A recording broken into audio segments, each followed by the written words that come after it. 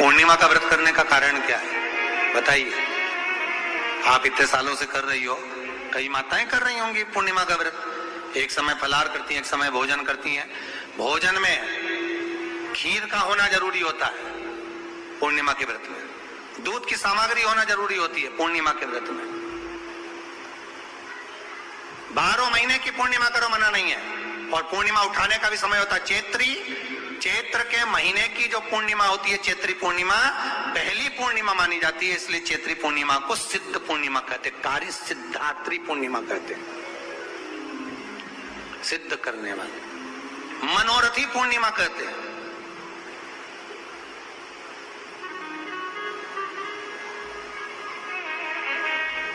मनोरथी पूर्णिमा।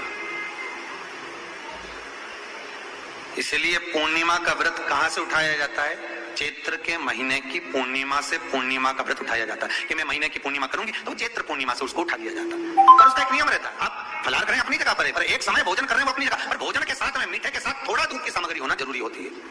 और क्यों करते हैं पूर्णिमा का व्रत? किस लिए किया जाता है, क्यों करा जाता है? उसका व्याख्यान वर्णन शिव महापुराण के अंतर्गत स्कंद पुराण में लिखा गया। स्कंद पुराण में वर्णन किया है श्री वेद व्यास जी महाराज ने।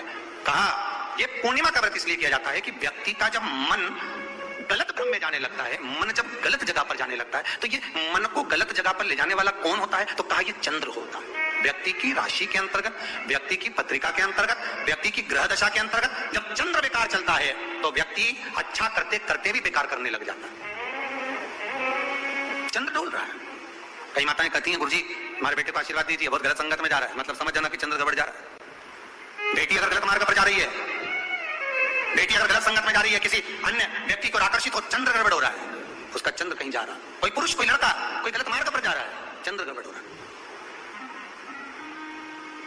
घर में जो क्लेश उत्पन्न होता है, घर में जो विवाद उत्पन्न होता है, उस विवाद को रोकने के लिए केवल चंद्र की ही, इसलिए तो पूर्णिमा घर की नारियां, हमारे हिंदू धर्म में यहां तक स्कंद पुराण में कर दिया कि प्रत्येक पूर्णिमा, आप लोग कभी आप लोगों ने सत्यनारायण जी की कथा करवाई? जितने लोग आस्था चैनल पर कथा सुन रहे हैं, जितने लोग फेसबुक यूट्यूब पर कथा सुन रहे हैं, यूट्यूब पर कथा का श्रवण कर रहे हैं, उन्होंने कभी सत्यनारायण की कथा करवाई होगी? तो उसमें लिखा है हर कार्तिक, हर पूर्णिमा को, हर संक्रांति को ब्राह्मण सत्यनारायण भगवान की कथा या राजा या वैश्य कथा को कराता था, या बढ़िया कथा कराता। सुनी कि नहीं सुनी बात? सत्यनारायण भगवान की कथा में लिखा है, स्कंद पुराण के अंतर्गत जो सत्यनारायण भगवान की कथा का स्मरण किया उसमें लिखा है। श्री शिवाय नमस्तुभ्यं। पूर्णिमा के दिन चावल का एक आखा दाना जानते हो? पूरा खंडित चावल नहीं। कितना चावल? एक दाना चावल का शंकर भगवान के शिवलिंग पर समर्पित करिए। एक बेलपत्र जिसका डंडी का मुख अपनी ओर हो, जहां से चावल चढ़ाया है, उस चावल के ऊपर अपनी कामना कर रख दीजिए और चंद्रमौली भगवान का स्मरण करिए। कौन से भगवान? शंकर भगवान का सर्वश्रेष्ठ सुंदर नाम है चंद्रमौली।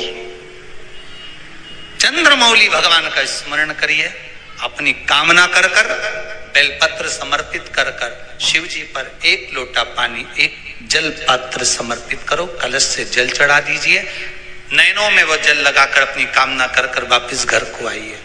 अगली पूर्णिमा आएगी, जो कामना करी है मेरा चंद्रमौली भोलेनाथ उसे पूर्ण कर ही देगा। जिसके शरीर पर सफेद दाग पड़ गए हो, चर्म रोग हो गया हो, चमड़ी सफेद पड़ गई हो, पूर्णिमा के दिन गाय जब अपने बछड़े को दूध पिलाए, उस बछड़े का मुख में जो फेन आए उसको निकाल लीजिए।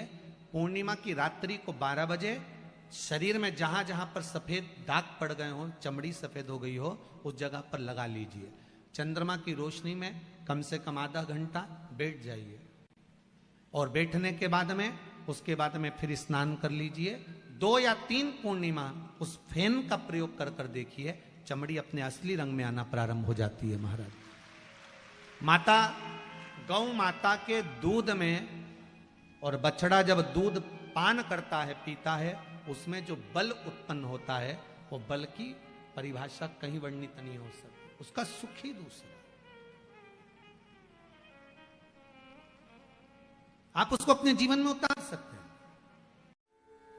स्कंद पुराण कहती है जिस व्यक्ति पर कर्जा बहुत ज्यादा मात्रा में हो जाता है और कर्जा चूकता नहीं है, आप बहुत प्रयास कर लिए, करोड़ों रुपए का कर्जा हो गया, यहां से लिया वहां दिया, वहां से उठाया वहां दिया, वहां से उठाया वहां दिया। तो निवेदन है, कभी मौका लगे कर्जा मुक्ति के लिए सारे वृक्षों में अगर कोई श्रेष्ठ वृक्ष माना गया है तो वो बट का वृक्ष माना गया महाराज। इसलिए प्रशासनिक कार्य के लिए, मानसिक टेंशन में, परेशानियों में बटकेश्वर महादेव का स्मरण किया जाता है। और यदि निवेदन करूंगा बहुत ज्यादा, यदि आपको कर्जा हो गया है, बहुत ज्यादा कर्जा हो गया और वो कर्जा चूक ही नहीं रहा, तो थोड़े दिन बड़ के पेड़ के नीचे आप बटकेश्वर महादेव के लिए 1 लोटा पानी, उसमें थोड़ा सा पिसा हुआ चावल पीस के गला लेना चावल को और पीस लेना, पीस के उस पानी में मिला लेना और मिलाकर उसमें थोड़ी सी हल्दी पिसी हुई डालकर बटकेश्वर महादेव के नाम से बड़ के पेड़ के नीचे अपनी कामना कर कर जो कर्जा हुआ है उस कर्जे का भान देते हुए, स्मरण देते हुए छोड़ दीजिए महाराज। 2 या 3 सोमवार एक ही जगह पर करना, 3 सोमवार बाद वहीं से बड़ के पेड़ की थोड़ी सी जड़ उठा लाना और उस जड़ को एक कोई धागे में बांधकर या तो अपनी गले में डाल लो या अपनी जेब में पटक लो, उसको थोड़े दिन पटक कर रखना, लगभग 2 से 3 महीना पटक कर रखो।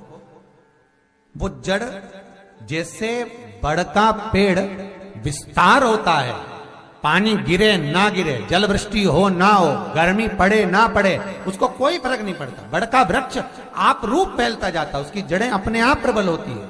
उसी तरह ये बटकेश्वर महादेव कहीं से भी अगर जड़ आपके पास में रखी है 1 महीना, 2 महीना, 3 महीना तक, तो ये जड़ अपने आप लक्ष्मी को पकड़कर खींच कर लाती है और कर्जे से मुक्त कर देती। बटकेश्वर महादेव का स्मरण सुख का देना हो। विशेष जब कामना रहती है, विशेष कामना, आज आपका मन कर गया 108 चावल के दाने मेरे को शिव जी को चढ़ाना है,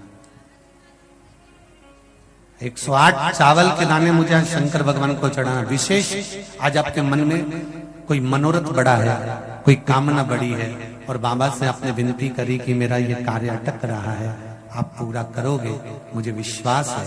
108 चावल के दाने चढ़ाना है। आपने चंदन लगाया, हाथ की हथेली पर 108 चावल के दाने जो घर से गिनकर लेकर गए हो उसको हथेली में रखा, एक एक चावल का दाना नहीं चढ़ाया, हथेली में रखकर जो विशेष कामना, जैसे किसी कर्मकांडी ब्राह्मण से पूछा जाए पूजन होने के बाद में विशेष अर्घ दिया जाता है, विशेष अर्घ,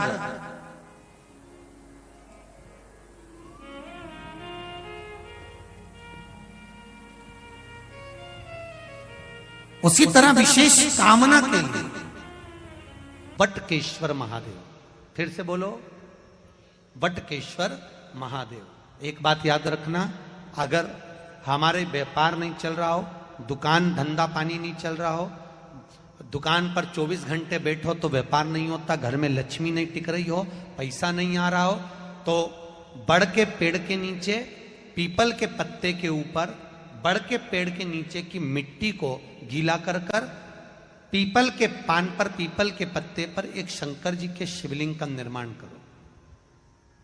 क्या बनाना है? शंकर भगवान का शिवलिंग।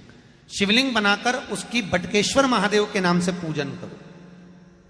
7 बार कच्चा दही चढ़ा दीजिए। उस दही को थोड़ा सा चम्मच में उठा लीजिए।